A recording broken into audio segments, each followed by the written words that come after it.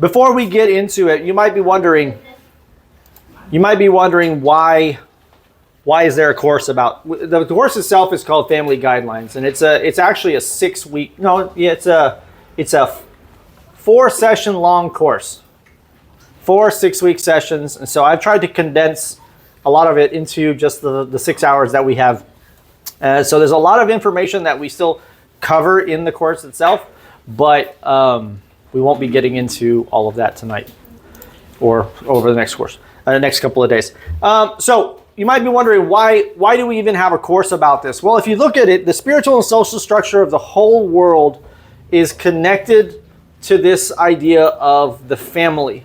A lot of the values and the understanding of people and the social structure of the world itself is based upon the things that we learn as children as we grow up in a family situation. And depending on the background that you have or the situation in your home, as you grow up, it will affect you, which in turn you affect the world. And if enough people have a certain mindset, then the whole mindset of society shifts towards that mindset as being the norm, right? And so the reason why it's important for us to understand God's model of the family is so that we understand what He intended and why the world is why there's so many problems in the world when it comes to interacting not only with our own peers or our own fellow Filipinos or Americans or whatever country you're from, but the other countries interacting with each other. Why are there wars going on? Why is all this happening? Where does all this come from? It all can go back. It can be traced back to how people were raised in their homes. You look at this, like I said, this interweaving of cultures and nationalities has created a situation where there's no longer norms for personal behavior.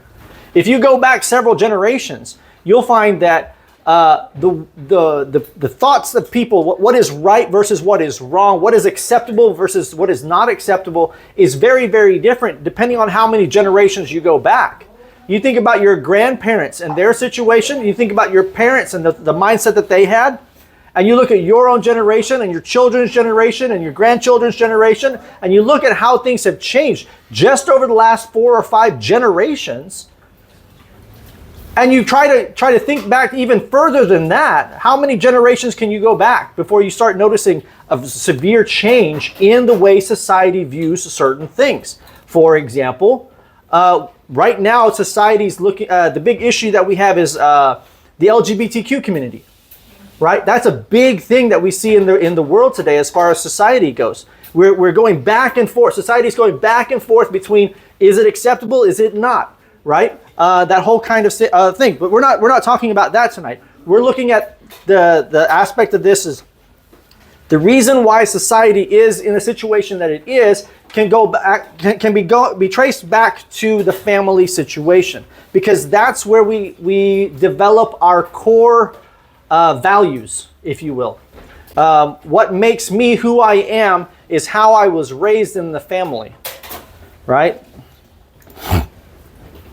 People have become so busy nowadays that that traditional values are no longer considered sacred. When I was a kid, it was always yes sir, no sir, yes ma'am, no ma'am. You show respect to your elders, right? You speak when you're spoken to, right? You don't be disrespectful to anybody, and you be kind and generous, right? That's how I was raised. You look at my children's generation, a lot of disrespectful children. Why? Well, it can be traced to a lack of discipline. Their parents were either out of the house because they had work or their focus was different. We'll talk about priorities tomorrow. But a lot of this can be traced back to the issues that we find in the home. Every generation, things slightly change. Every generation, they look at the situation, oh, Dad was so strict, I'm not going to be as strict with my children. And then the next generation, oh, Dad didn't let me do this, I'm going to let my children do whatever they want. And so the next generation. And so slowly, people start to develop these ideas, or they're entitled to things, right? You can't bring that type of mindset into the world, because once you have that type of mindset and you get into the world, you realize the world doesn't work like that. You don't get to have whatever you want. Mom and dad can't bail you out from whatever you're doing. You do something wrong, you go to jail, right? And it all comes down to how the children are raised in the family, right? How you were raised, how your children were raised, and so on and so forth, every single generation. And if a certain mindset in society starts to shift what is acceptable and what is not. I remember this. My grandfather was a school teacher, and he talked about how in school, if a person did something wrong, they were sent to the principal's office and they would be spanked. My grandfather was the designated spanker because he spanked hard. And the purpose for the spankings wasn't because they were trying to abuse the children. It was a deterrent to teach the children the difference between right and wrong and to respect authority. Nowadays, in schools, teachers can't do anything. They can't control the children. They just go through the motions. It's sad. It's so sad because there's no incentive for them to learn. This generation, this modern generation now, I'm not talking about my generation, I'm talking about the next generation, the generation after that. They're not very smart. You look at TikTok and you look at all these things that we see, they're dumb people out there, right? Because they don't apply themselves in school. They don't learn anything. They are so sheltered and things like this because they don't learn from experience because they can't. You know? So why is it society the way it is? Well, it's because as parents, we have not done our job. And I'll leave it at that because we'll talk about that in the near future. All right. So even freedom has become a challenge to what is considered good and decent behavior. I mean, nowadays you can't even spank your children in public in the States. You can't discipline your own children in public or for fear of somebody calling you out and you going to prison and things like this. You know? It's gotten worse and worse and worse. And it's only going to get worse unless somebody steps up and does something about it. Right? All right. So that leads us in. That's the reason for the existence of this course. So we started this off with asking the question, what is a family? Before we go into that, I want you to think about this for yourself. I want you to think about your family. I want you to think about the definition. What is your definition of what a family is? Now, I know in the outline we have several different definitions there from several different studies and aspects in the world as far as what we're concerned. But I want you to think about you. How would you define a family? And I want you to think about that for a minute. I'm gonna pause first for like a minute or two, and I just want you to think about that. How would you define a family? What is a family?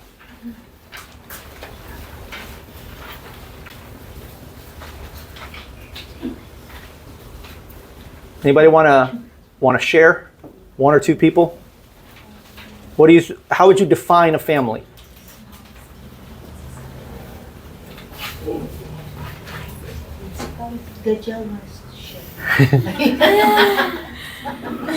I mean, if you think about the world and you think about the way things are, it's really different depending on what culture you're from, right? Depending on what country you grew up in. If you ask a Japanese person, what is a family? Their definition would be very different from those of the Filipinos, or those of the Chinese, or those of the Americans, or those of Mexico, or whatever. Wherever you're from. Whatever cultural background you're from, their definition would be different. Who's right? Is your definition right?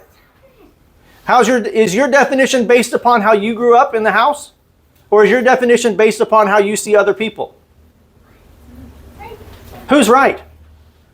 What's the best definition? You know? And some situations work better than others, right? I mean, I know people whose families are very close, right? So what did they do? What was their model based off of? Was it based off of how they were raised? Was it based off of the things that they saw on TikTok or Facebook or things like this? Was it based upon how the culture of their nation is developing things? I mean, think about the Philippines. Most families are matriarchal. Mom's the one in control, right? Dad goes to work. Mom has the slipper. Diba? Mom's the disciplinarian. The dad's off to work or drinking or something. You know, the majority of people that we see as far as Filipino mindset, it's mostly a matriarchal thing. But if you go to other countries, it's a patriarchal situation. Other countries, the dad doesn't get involved at all. There's very little emotion involved in when dealing with their children. And that's the social norm. So who's right? Diba? So we're going to look at a few definitions of the family based off of worldly situations. For example, if you look at the Webster's Dictionary, the dictionary itself, the definition of Webster's Dictionary defines the family as a group of individuals living under one roof, usually under one head. Now, that is a general explanation of what a family is, right? I want you to think about this. Why does it keep doing that? I keep randomly pushing buttons. I should just do this. So what's the point of emphasis in this definition? I mean, think about it. Look at the situation. Look at the definition. What do you think is the point of emphasis? It's just a group of people, right? A group of people with one head. It's usually, that's the basic definition as far as what a family is, right? What message is taught about this about the family in this definition? Think about it. Relationships don't matter, right? Nothing about pitching in and taking care of one another or anything like that. Everybody living under the same roof, you're considered a family, right? So what's the problem with this definition? There's no relationships. There's no connection between the people involved, right? There's not even blood ties in this. It's just a group of people, usually with a head, living under one roof. Okay?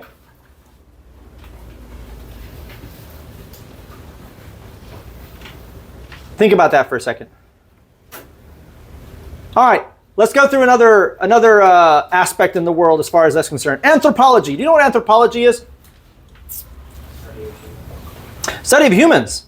It's actually a study of man and their relationships to his origin, distribution, race, environmental, and social relations and culture. Right? Basically, how a man fits in with his surroundings, his culture, his people, and things like this. It has to do with relationships. So, what is the point of emphasis in this?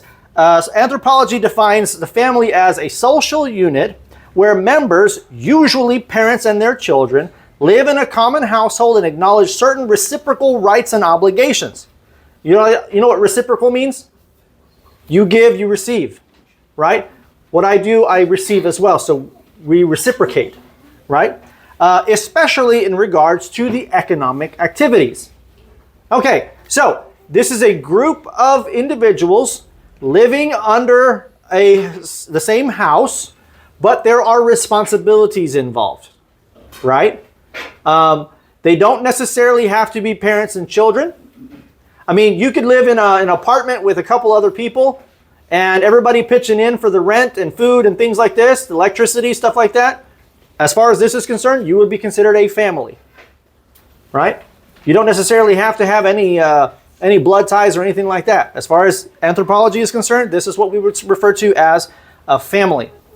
How does that differ from Webster's? Well, Webster's, remember, it's just a group of people, right? But this one, there's some responsibilities involved, give and take, right? All right, how about sociology? What is sociology? It's a systematic study of development, structure, interaction, and collective behavior of organized groups of human beings. Basically, how people interact with other people, right? Sociology defines the family as a social organization which is universally used used to regulate the mating behavior of adults and to provide the rearing of children, to provide for the rearing of children. As far as sociology is concerned, this is a family unit, right? There's a group of people and there's raising of children. Mating, raising of children, and that's nothing about responsibilities or anything like that. Nothing about a financial situation or anything like that. There's nothing, right? Oh, come on. So what's the point here? It's about the physical, if you will. What's the different about the previous ones? I mean, the focus of each one is kind of hitting on what a family really is, but not completely. It's not fully defined properly, right? Okay, so we're going to go into this idea of what the family is. The idea of evolution, we talked a little bit about this just a little bit ago. Evolution has to do with the idea of changes that happen in a gradual state, right?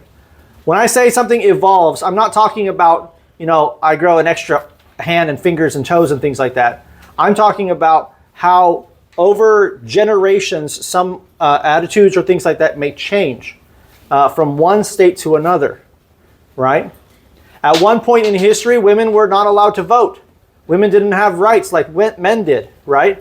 But nowadays we have women voting. We have women that can become president and things like this, right? So what's changed? Society back then says that's wrong. Society now says it's wrong not to allow that. Who's right? Right? How does all this work? So we'll talk about that. How does this apply to our study? If you think about the family, you think about the current situation in your family, and you try to compare this to the previous generation and the previous generation before that, and so on and so forth, you'll notice that at some point things began to change. This whole concept is always in flux.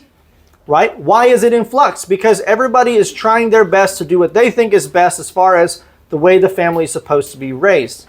And your upbringing influences how you raise your own children and how you interact with the people around you and how you deal with the problems and issues in the world today. Diba? And so each generation had to deal with their own social situations, their own economical situations and things like this. Sometimes it was an economic thing where we talk about like what was it called? There was a time where the economic situation in the U.S. dropped really bad. I can't remember what it was called. Depression, thank you. I don't know why I couldn't think that. The Depression. And so it was a very hard time because a lot of people, they had to work in order to provide for their families, but the income that they would get is very, very small. They couldn't afford certain things. So lifestyle was a very, very different situation, right? People back then were very tough because they had to do whatever they had to do in order to provide for their families, right? But the mindset of those people versus the mindset of the people now is very, very different. People back then would come to this time and they think, y'all are a bunch of lazy people, right? But you go from that point of time and you compare it to this point of time and you see how things changed over that time. People began to become soft compared to that time period, right? The situation that people are in can actually have an effect on how people perceive the social situation, the economic situation, and that in turn changes the way the family works, right? How has the family changed during the last generation? I mean, think about it. What are some things that you hear your parents talk about their generation, that are different from your own generation? What are some of the things? I mean, you think about it. Discipline in the family, right? Discipline in the house. How did their parents treat them when it comes to discipline? How did your parents treat you? How do you treat your children, right? How are they different? How do you deal with money matters? How do you deal with conflict? How do you deal with any subject matter, really? What was society like back then? What were the taboos? What were the things that were okay to do? It's from generation to generation, it changes.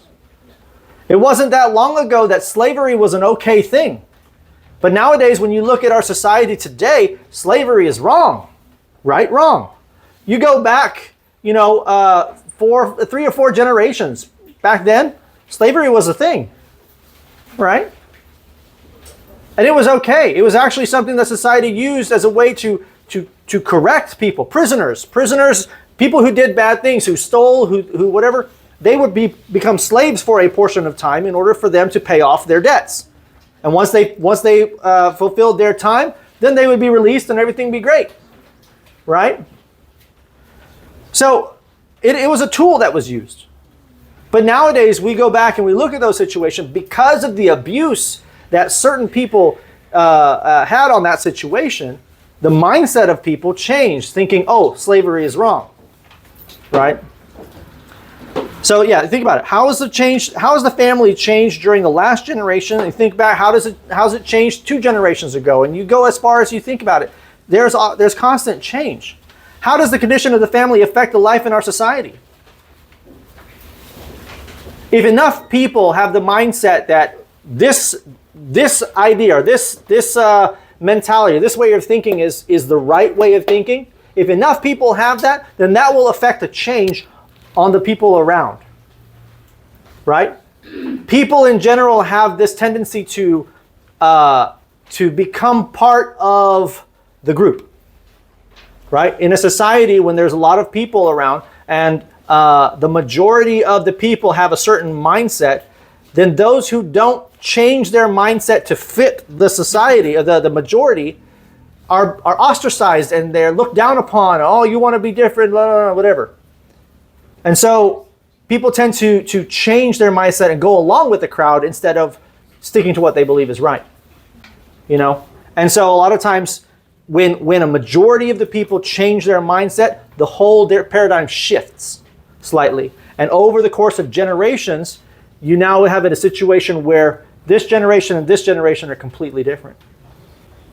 Does that make sense? Okay.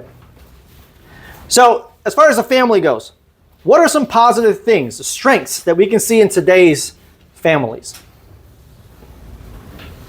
Think about that. And I'd like to get some answers. What do you guys think? What are some positives that we can see as far as the family is concerned in today's society? Can anybody give me an idea?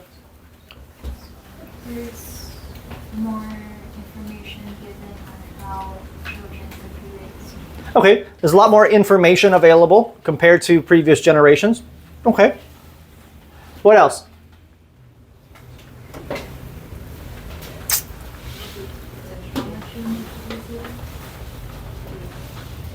Nobody? Go ahead.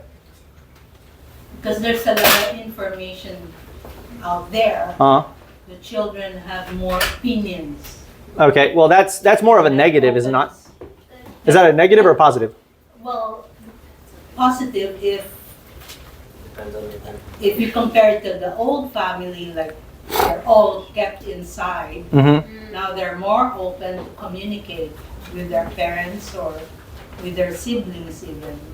Okay. There's more information for knowledge so the children can get a better education. Okay, so knowledge has come up several times, and I want to ask the question, is this extra knowledge or this accessibility to knowledge, is that a good thing or is that a bad thing? Depends on the knowledge. Some say it depends on the knowledge, some say it depends on what? Depends on how it's used. How it's used. That's something that we need to consider right there. How is it used? Well, how are the children going to know how to use it? Guidance. Guidance? Well, from what? From where? Parental guidance. But Why do you? parents don't have the guidance at all. That's the issue. So here we have a situation. Okay, information is great. Information can be good. Information can be bad. There's a lot of things on the internet. I mean, I don't have my phone. My phone's in another room there. But you have internet at your fingertips. Children have access to information on the internet, videos and things like this. If you do not monitor and you do not make sure that they are accessing the correct kind of information, they will be influenced in a negative way, right? But if you're doing your job as a parent and monitoring and making sure that they are doing positive things with the information, then that's a good thing. That can be a good thing, right? So a lot of times information is great and all, but it can be misused and it can be, it can be used properly. A lot of it depends on how children are raised and the information that the guidance. It goes back to the guidance. Go back a few generations. You look at movies. Movies had this tag on it for whether or not it was appropriate for children over a certain age, right? There was a tag PG. PG means parental guidance. It means you can watch this with your kids, but you need to talk to them about what they've seen and make sure that they understand this is not real, whatever topics are talked about. Then there's this PG-13, which means anybody below that isn't really going to understand, or they're going to misunderstand things. But you still need to talk to your children about the issues, the topics, the situations, maybe the language that was used. You need to talk to them because it's PG-13. Parental guidance is necessary. Then you go up to, what was the next step up? 16. All right. And then you have rated R. Rated R. Once you get past a certain age, it's assumed that the person is old enough to understand things. Whether or not there's sex involved or drugs or things like this, rated R movies, back when I was a kid, a lot of times those movies wouldn't be considered rated R nowadays. Because what was rated R is very different. Back in those days when you had a lot of language, smoking or drugs and stuff, that was rated R. Right? But there's a lot of that in movies today. Anyway, my point is this. Over time, those restrictions changed, right? Because society changed. What people thought were okay shifted over time. When I was a kid, I remembered that cussing was not something that was done on TV. In fact, before my generation, my grandfather's generation, my dad's generation, they were telling us that TV, cussing was not allowed. In fact, my grandfather's generation, blood was never shown. It was like red cloth, right? So if a person got shot, there'd be like a red cloth or something there to simulate blood, right? But the next generation, they used fake blood, right? The next generation, my dad's generation, smoking started to become a thing on the screens and stuff. When cuss words were done, it'd be bleeped out. Nowadays, people cuss all the time, right? There's no bleeping out of anything. Nowadays, sex is very, very common in movies and stuff today, and it's getting worse. It's borderline pornography, if you will. So you can see the socially accepted things can shift from generation to generation, right? And guidance is what's lacking. Guiding our children, making sure they understand the difference between what is right and what is wrong. Don't let society decide or train your children to grow up understanding, oh, this is acceptable, this is not. Because society is not a good measuring device for what is right and what is wrong. Now, we kind of shifted a little bit, but we're kind of going to talk about those things here as well. Positives and negatives. Positive things, if you're in your family, if your family is together all the time, you do stuff together, you have a good relationship, those are positives, right? Oftentimes I hear of families that are, how do I put this? They don't talk to each other. They are, the kids hate the parents, or the kids hate each other, things like this because of issues or something. Maybe one of the parents dies and the inheritance comes, and all of a sudden now there's fighting. And you go, well, what happened? Where did all that come from? Well, it came from the way they were raised, the values that they were taught, the things that they were guided to when it comes to their understanding of things, the way they were treated, and all these kinds of things. Children are very easily influenced by their surroundings. When they're growing up, if you have a bad attitude, they will have a bad attitude. If you are a generous person, then they will be generous because they see that in you, and they try to copy those things. It's the teen years that are very challenging. And we'll talk about that in the near future as well. But the teen years are where they develop their independence and try to figure out who they are. And so the wrong type of people, if they're around the wrong type of people, those bad influences will influence them for the negative. And I have a few stories that we'll talk about tomorrow. Tomorrow. So what do you think needs to be done to correct the problems facing today's family? Think about that. What would you say is one of the things that needs to be done in order to fix the problems? Okay, there needs to be a standard, right? A standard for what? Okay, what is right versus what is wrong, what is acceptable versus what is not. A standard is a good place to start, a good foundation, if you will, right? What is acceptable and what is not? We can't let society tell us what is acceptable and what is not because society is fickle. One moment they think, oh, it's okay to do this, it's okay to do that, and next minute you think it's not. When I was a kid, when my grandfather talked about his time in the military, anytime there was a gay person, they'd beat him up. Nowadays, being gay is acceptable, right? I'm not saying one way or the other. I'm just saying society looks at things in a different way from generation to generation. You go 2-3 generations into the future, I guarantee you, the mindset of the people, the masses in that time, will be very different from our time today. Because if you go back several generations, you'll see the same thing. Society is fickle. You can't allow society to determine what is right and what is wrong in the family situation. Okay, so what would you say is the most important ingredient needed to have a strong family? Sorry? A good relationship. Okay, you said relationship. What did you say? Communication. Communication is important. Relationship's important. Respect is important. Okay, all these things are very good. Yeah? Foundation, you said? Same foundation. Okay, yeah, those are very good answers, right? The thing that we have to do now is see is the one who created the whole family structure, the family idea, or the concept of the family. We need to see what he intended for the family. How did he intend for it to work?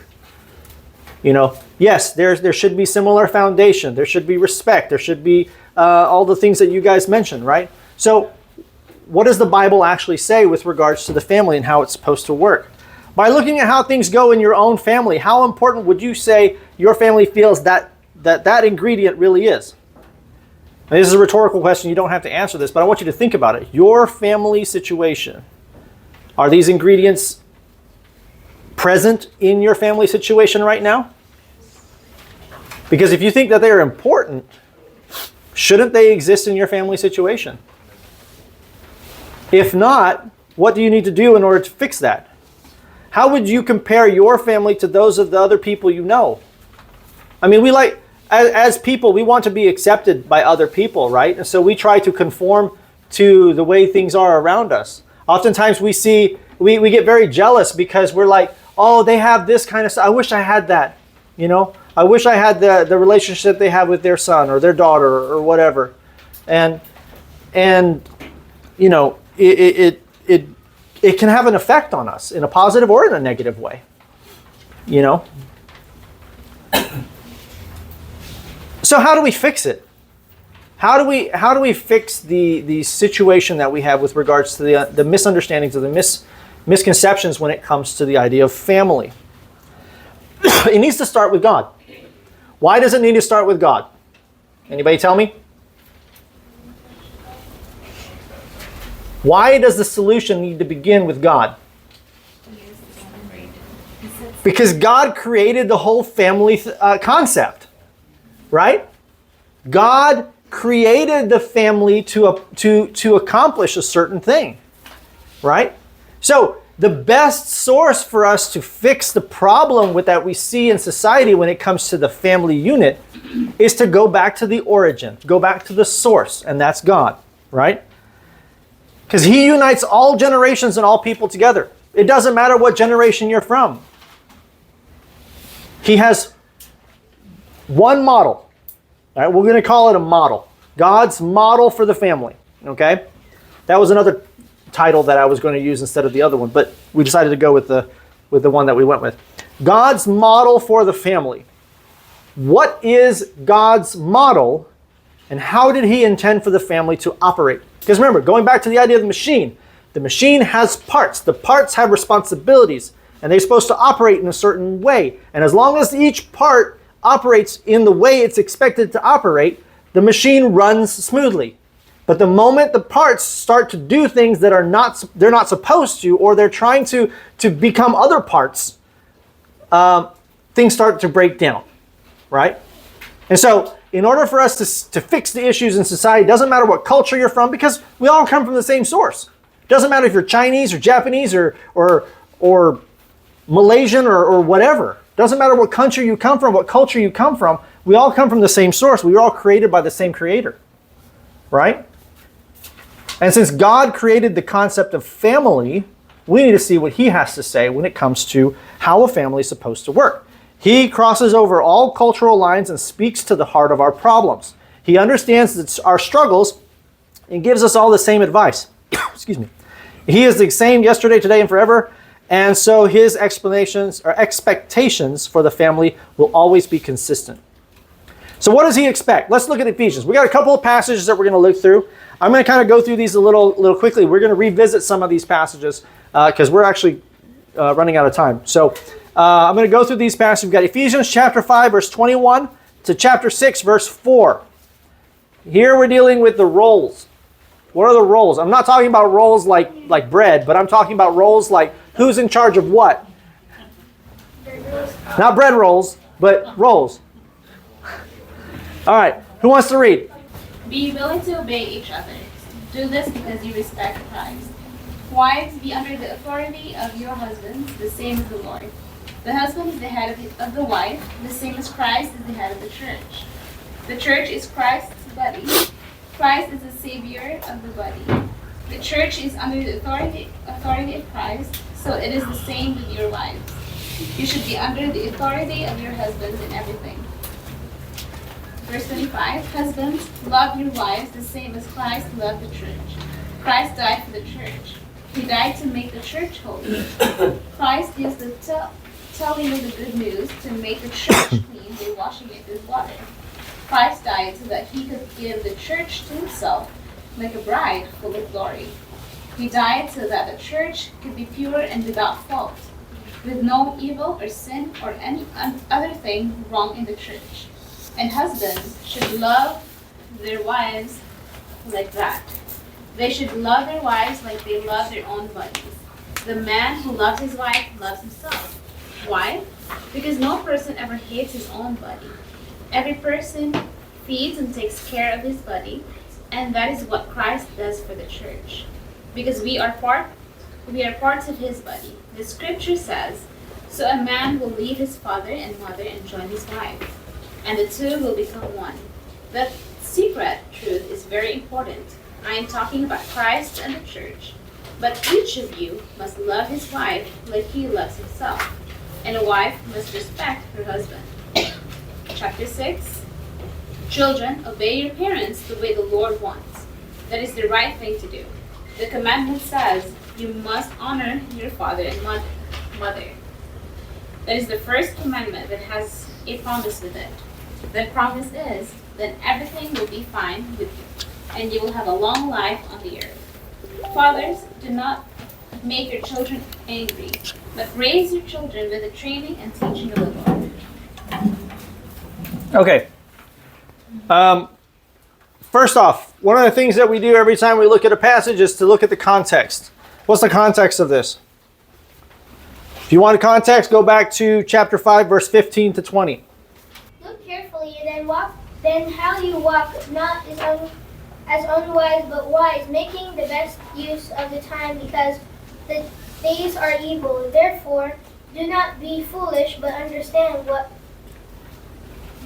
the will of the Lord is, and do not get drunk with wine, for the debauchery, but be filled with the Spirit, addressing one another in psalms and hymns, making spiritual songs, singing and making melody to give the Lord with all your heart, giving thanks always and for everything to God the Father in the name of our Lord Jesus Christ.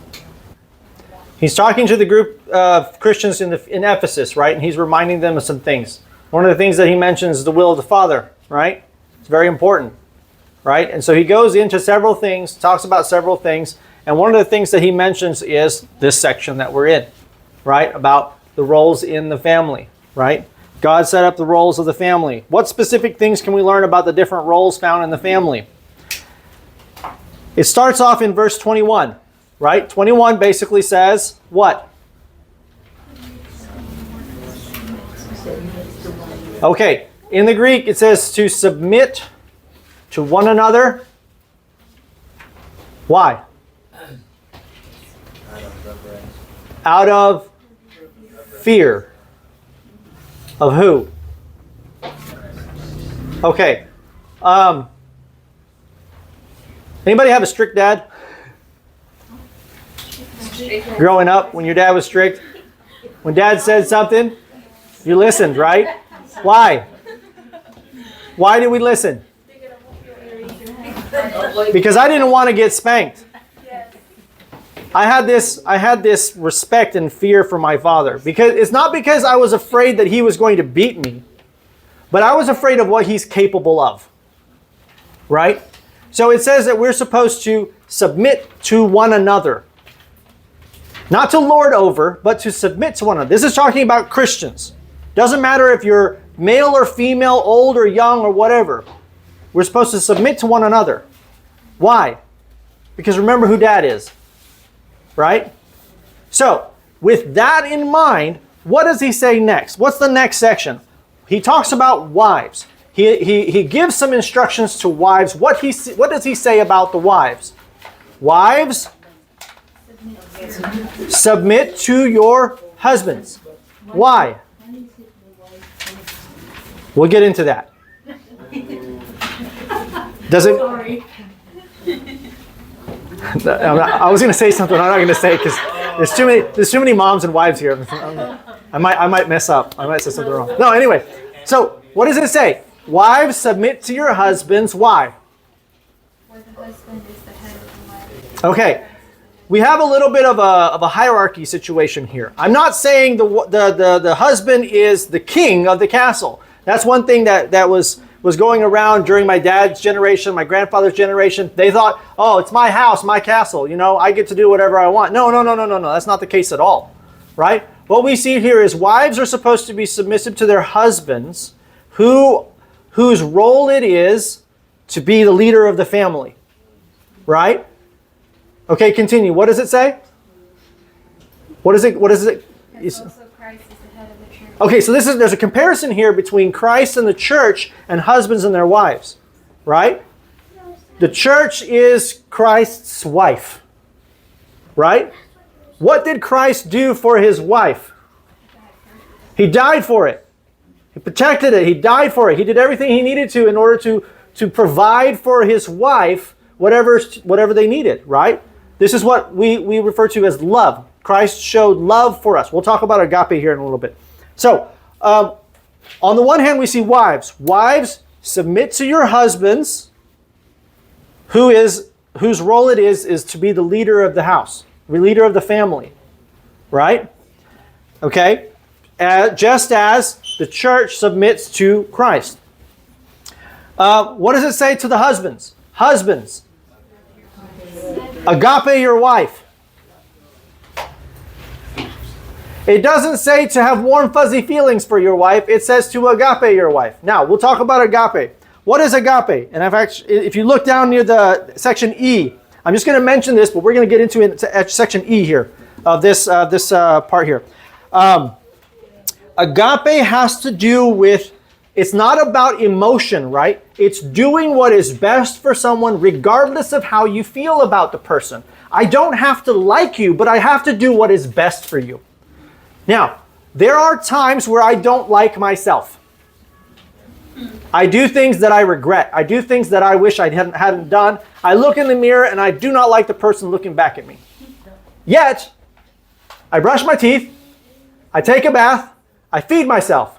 Why? Because that's what's best for me. Right? I take care of myself even though I don't like myself. That's the concept. That's the idea of agape, of love.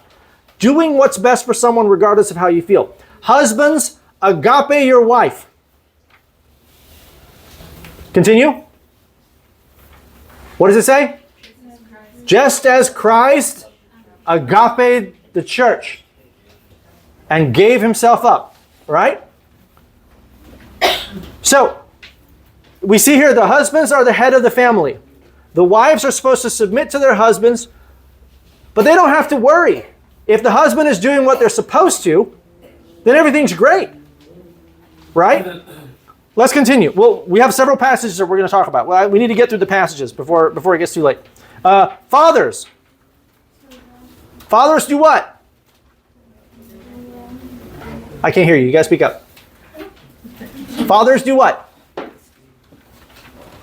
What does it say? Chapter 6, verse 3 and 4.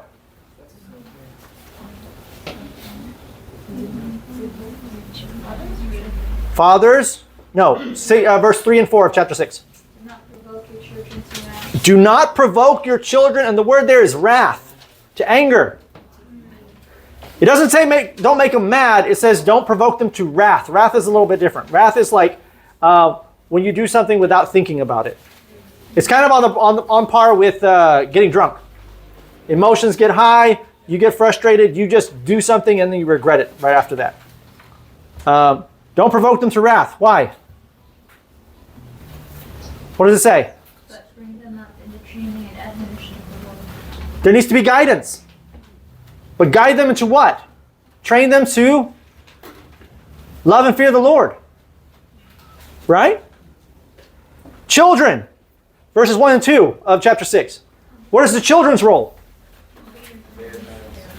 Obey in your parents and the Lord, for this is right. Right? By doing this, what will happen? You will live long. You look in the Old Testament. Children who disrespected their parents, what happened? Look at the old law. They were taken out. The community was supposed to stone them to death.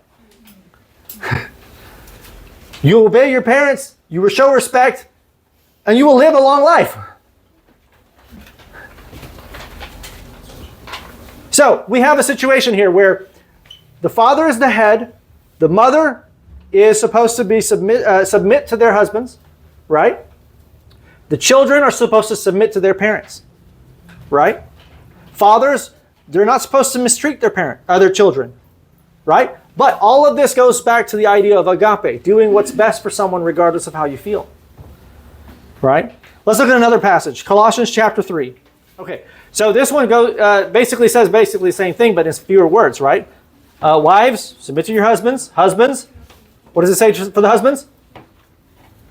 Love your wives. And what? Do not be bitter towards them. Be gentle with them. Right? Children, obey your parents. Fathers, don't provoke your children. Don't be too hard to please, otherwise they'll stop trying. It's basically the same as the previous one, right? So wives, submit to your husbands. Husbands, love your wives. Children, obey your parents. Fathers, don't be too harsh with your kids. 1 Peter chapter 3, verse 1 through 7. Yeah, like I said, you have the you have the passages in the thing, in the outline. Go ahead and take some time at home and look at these passages in their context. Okay. What does 1 Peter chapter 3, verse 1 through 7 say?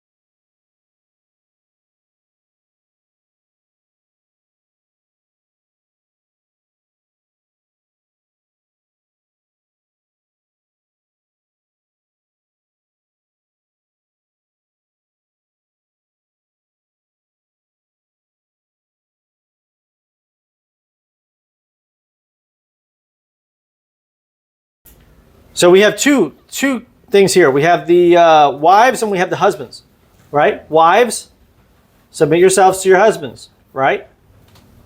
And husbands, love your wives, right? But there's more to it. I want you to think about the whole situation, right? A lot of times in society, especially several generations ago, men had this mindset in them that the family situation, they were the king. They were the head of the family. Okay? What we see here, in fact, we're going to look at some other passages in the near future. All of this is surrounded by the idea of love, agape, doing what's best for someone.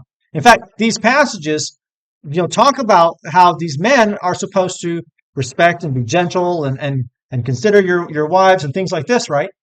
Wives are supposed to be submissive to their husbands, and there's a bunch of stuff to consider, right? Here's my question. Is it true that husbands are the king of the castle? Are they in charge? Who's boss?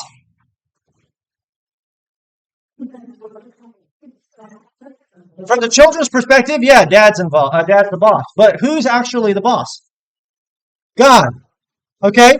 So at best, the man's role is one of manager.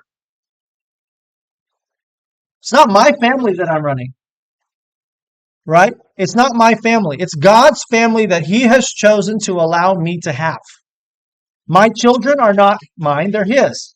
And it's my job as the leader of the family to make sure that my children are guided properly as they are raised. Right? It's not my wife's responsibility, it's my responsibility as the leader, as the father of the family. Okay? We're going to look more into this as well in the near future. But the father's job, that's why it talks to fathers, it says, do not provoke your children to wrath. Okay? It's the father's job to make sure that they educate the children. What's the wife's role?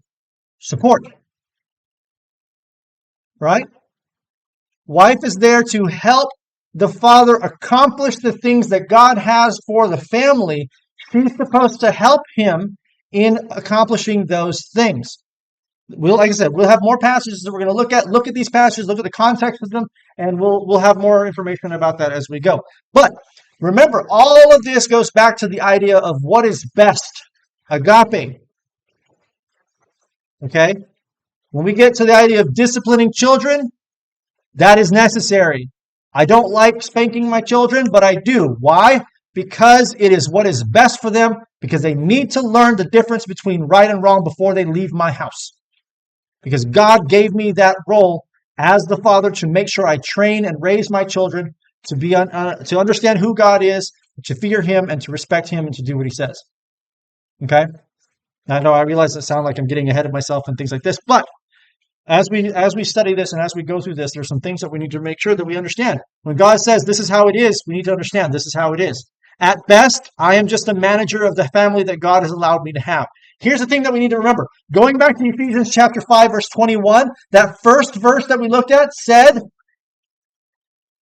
submit yourselves to one another out of fear of God. Right? We have to first and foremost, my wife is first and foremost my sister in Christ. I'm not any more higher or lower than she is. We're fellow Christians. We're fellow people who have submitted to God and His will, right? So I cannot step beyond my bounds, my abilities, my station, if you will, and say that I'm better than her. Because there's no gender. There's no thing. All people are on the same level when it comes to their idea of Christianity. When it comes to the idea of Christianity. She is my fellow sister. We have decided together to team up and work together to get us, to struggle through the enduring to the end process. Right? She's my partner. I'm not her boss. I'm her partner. Right? But as far as the leadership of the family is concerned, there can only be one. You can't have two bosses. because you'll end up hating one and loving the other and all that stuff, right? Children can't work with two bosses. If mom's the boss and dad's the boss, they're going to have to pick one. And that's not the way the family's supposed to work. That's why God assigns the male as the one who is the leader in the family. He's not the boss. He's not the king. He's the manager. He's the one responsible for the outcome of the family. So if my family falls apart, it's not my wife's fault, it's my fault. And that's the burden a male has to bear as the leader of the family. It's not the wife's place, it's the husband's place. Because that's the place that God put him. Okay? We're going to look at some passages in Genesis and things like this in the near future when it goes going back to the first family that was ever created and how all that worked out. But there's a reason why the man is the head of the family and the wife is supposed to submit to the husband. And there's a lot more things that we're going to be talking about in the near future, but we'll get to that. But here's the thing. It all goes back to this idea of love, agape, doing what is best for someone regardless of how you feel. I don't get to boss my wife around because I'm not the boss. I'm just the caretaker. I'm the guardian. I'm the one who watches out for the family. Right? I do what's best for my family is to the best of my abilities. I consider my wife and everything. When she has an opinion about something, I consider it, but ultimately the final decision is mine because that's my God-given place in the family situation. Right? So, it has to do with action. Action, this kind of love, this kind of action, this kind of agape is action-based. It's not emotion-based. There's nothing in here about emotion when it comes to what we're talking about here. When the Bible talks about love and it's using the word agape, it is talking about an emotionless kind of love, doing what is best regardless of how you feel about the person. So let's say, for example, somebody, when God says love your enemies, right? When God says love your enemies, it's agape your enemies. How can I have warm, fuzzy feelings for my enemies? If somebody kills my son, how can I have warm, fuzzy feelings for that person? I can't have warm feelings for that person. It's impossible. However, I can still do what is best for that person. If he's hungry, I can give him food. If he's thirsty, I can give him something to drink. But I will never have warm feelings for that person because he took my son away. Right? When God says I'm supposed to love my brothers, I don't have to like you, but I do have to do what's best. I don't have to like my wife. There are times when my wife drives me nuts. But that doesn't give me the right to say, oh, I'm done with this relationship. No. All relationships have problems. All relationships have issues. My best friend growing up, there was a time where we fought fist fights because he did something that I didn't like or I did something that he didn't like, and we just fought about it, throwing fists. After which, we got back together, no problem, we're great. Right? Each relationship, doesn't matter what it is, has high times and low times. But just because you get in the low time doesn't mean you should quit. Diba? For better or worse, till death do us part. That's the phrasing of the promises and stuff, right? The vows or whatever. There's going to be good times, there's going to be bad times, but we are a team. And we have to have that mindset because that's the way God intended for it. A husband and a wife. The husband is the leader. He's the one responsible. He's the one that's answerable to God for all the things that happen in the family. The wife is supposed to support and help the husband to make sure that the things that the husband is trying to accomplish when it comes to the family and the raising of the children is accomplished in a mutual way. If the wife is against the things that the husband, if you're trying to undermine the things that the husband is trying to accomplish, there is no teamwork involved in that, and the whole family falls apart. This is a precursor to some of the things that we're going to be talking about. All right? So there's a model involved, and as long as each person fulfills their role in the family, the model works. Diba? It is shown with action, not emotion. Agape is our foundation when it comes to the family, or with anything as far as God is concerned. Everything okay? It died, so we don't have half the video. Okay. So the question now is, how does agape apply in the pattern of God's family? Well, we're going to get into that. In fact, we're going to start talking about that in the next couple of lessons. Remember, agape has to do with action. First, we need to understand what is God's plan. What is God's pattern? What is the model? We've kind of established how that's supposed to play out. The husband is the head of the family. He's not the boss. He's not the king. He's the manager at best, right? A manager doesn't own the company. A manager's in charge of making sure everybody's doing their job, making sure that all the supplies that are needed are available, and so that everybody can do their stuff, right? That's a manager's position. That's why they get paid more money, right? Because they're responsible. If something happens, if an employee does something wrong, that goes back to the manager. When there's a complaint from a customer, who do they call? Who do they contact? They contact the manager. Why? Because the manager is responsible to keep their people in check, right? The husband is a manager. They are not the king. They are not the boss. Okay? That is why, for the wife, if a husband does their responsibility and is the manager of the family and not the king, not pushing his weight around and things like this, as long as he's doing his part, the wife can easily not have to worry about her situation, because nobody wants to be bossed around, right? Don't you think it's kind of unfair for the wife in this situation? Well, in modern, the way people look at things in the modern world, you know, equal rights and all these kinds of things, I get it, but that's not the way the model of the family was supposed to be set up, right? I know there are strong, independent women among you guys, but you have to understand, as far as the model of the family is concerned, husband is the head. And there's a reason for that, right? And we're going to get into some of the reasons in the near future.